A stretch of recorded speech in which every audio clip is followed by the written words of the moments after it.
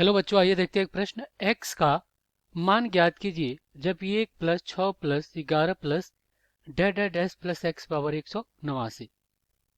तो हमें क्या करना है, x का मान बताना है। तो यहाँ पे लिखेंगे मुख्य अवधारणा। मुख्य अवधारणा। तो ये क्या होगा इस प्रश्न के लिए?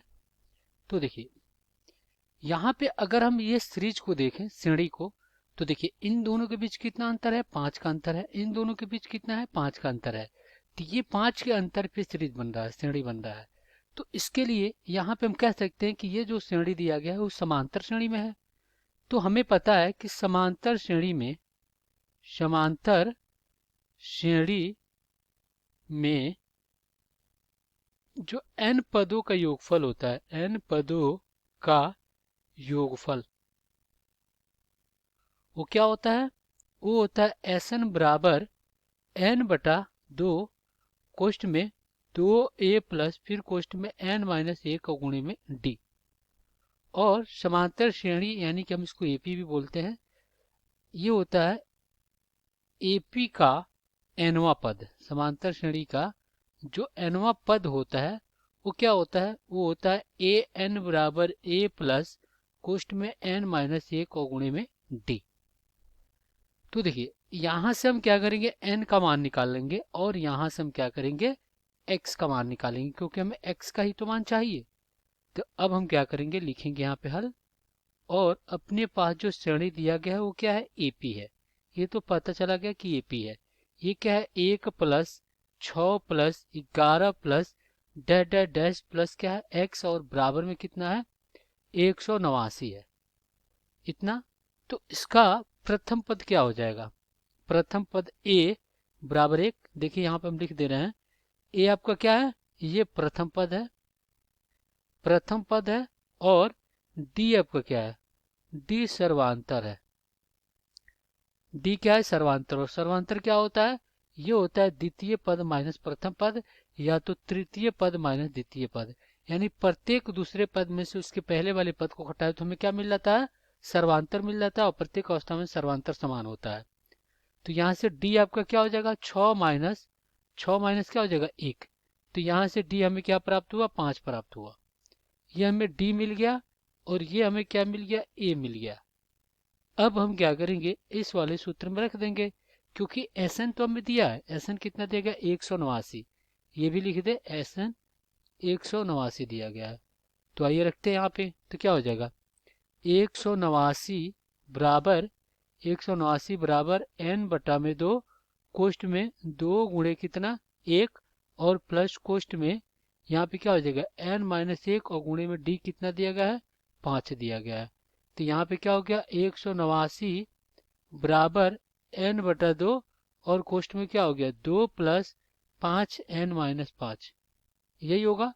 अब देखिए ये हो जाएगा 189 और गुणे में 2 बराबर, इधर घटाते हैं तो क्या बचेगा, इधर घटाएंगे तो -3 बचेगा। तो यहाँ पे 5n का वर्ग और माइनस क्या हो जाएगा, 3n हो जाएगा।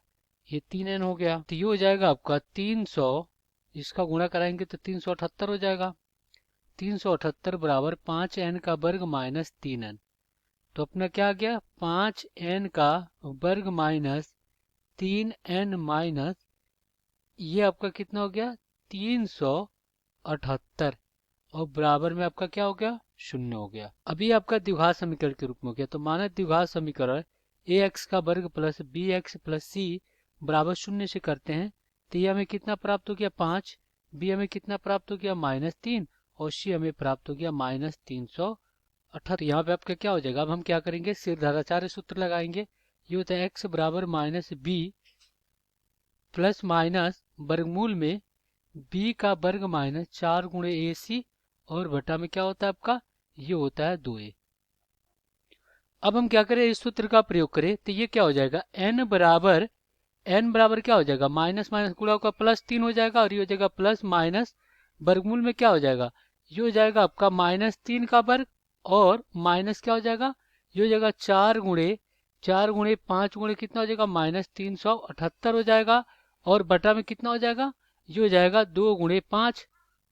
तो यहाँ पे अपना क्या हो जाएगा, n बराबर 3 प्लस माइनस वर्गमूल कितना हो जाएगा, 3×3 = 9 और माइनस माइनस गुणा का प्लस, 5×6 = 20 और 378 में अगर हम 20 से गुणा कराते हैं तो 7500 कितना आ जाएगा, 60 आ जाएगा। और बटा में ये क्या हो गया, 5×2 = 10। तो यहाँ से n बराबर कितना हो जाएगा, 3 प्लस माइनस वर्गमूल में 7500 कितना हो जाएगा, 69। 87 का जो वर्ग होता है 7569 होता है और बटा में कितना हो जाएगा, ये जगह 10। अब वर्ग से वर्गमूल हट जाएगा तो n बराबर कितना हो जाएगा, 3 प्लस माइनस 87 और बटा में 10।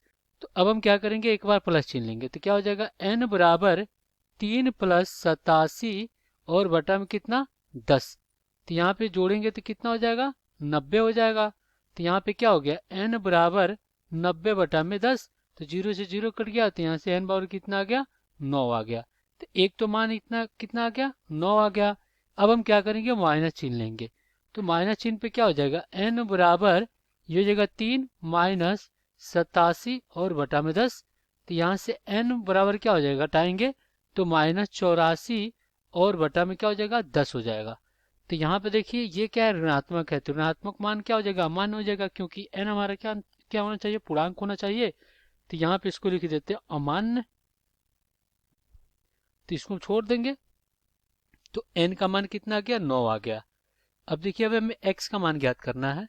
तो समांतर श्रेणी में nवां पद क्या होता है, अभी हमने लिखा था कि ए एन बराबर होता है a प्लस कोष्ठ में n माइनस ए गुणे डी। तो अब आप क्या कीजिए, यहाँ पे रख दीजिए। तो ए एन क्या आपका x है, क्योंकि अंतिम पद x है तो x हो गया। और इधर क्या हो जाएगा, ये हो जाएगा 1 प्लस कोष्ठ में क्या हो जाएगा, 9 माइनस 1 और गुणे में क्या हो जाएगा, डी आपका 5। तो यहाँ से x बार कितना हो जाएगा, 1 और प्लस क्या हो जाएगा, 8 गुणे 5। तो 8 पचे कितना हो जाएगा, 40। तो x कितना आ जाएगा, 40 से 41 आ जाएगा।